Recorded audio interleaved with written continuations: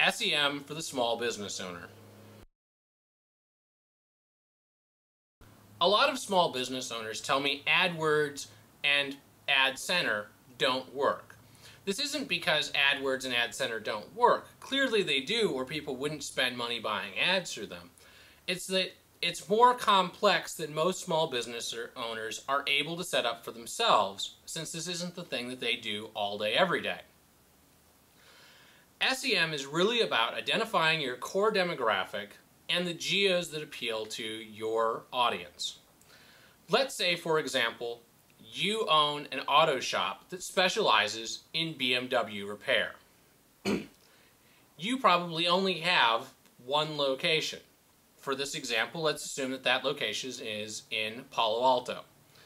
If you're fixing BMWs in Palo Alto, you're not interested in BMW repair from people that are searching in New York City.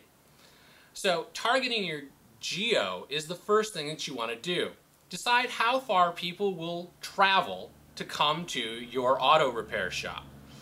In Palo Alto, this is probably about 10 miles. It might be a little further if you're a very high-end shop offering specialty repairs, but otherwise, people are going to probably look at about a 10-mile radius based on the fact that their car isn't working and it's going to be a pain to get it somewhere that's very far away. The next thing you want to do is look at what your demographic is.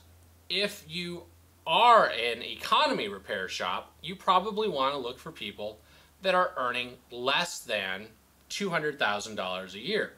If, on the other hand, you're a performance shop, you probably want to be looking for people who are making more than $150,000 a year. Those numbers are quote-unquote made up, but you can see how making decisions about who your demographic is affects who you're going to present the ads to. By limiting the ads that aren't going to appeal to your users, Google gives you a better price. They give you a price that's based on your click-through rate and your price per click, so that they can determine an average CPM, the number of the amount of money earned per 1,000 impressions. You don't purchase based on that number, you purchase on a CPC, but a calculated value determines whether or not your ad shows based on how much Google is making for each search that is given.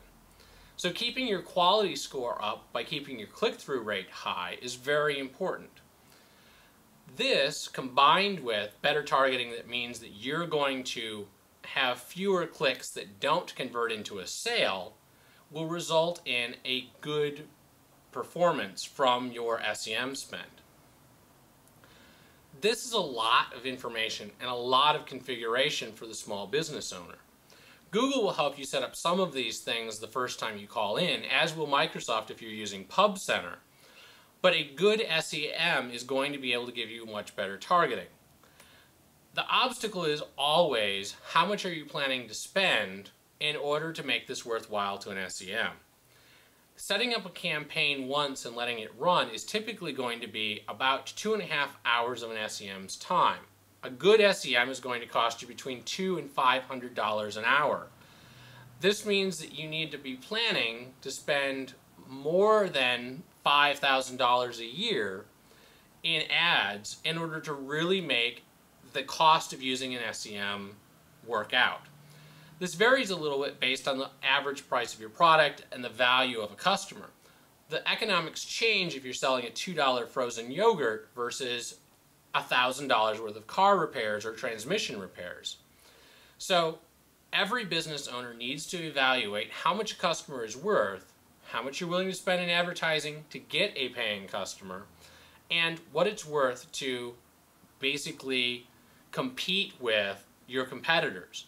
Sometimes what you're really looking to do is not have the frozen yogurt street 2 blocks down from you get all of the traffic from search and become a bigger frozen yogurt simply because no one knows or is willing to try you. So evaluate all of these things, make a good decision, but understand that sometimes it isn't that the SEM isn't working, it's that it's not targeted correctly. And that refining your search results, refining your ad spend, is all an important part of making a successful SEM campaign.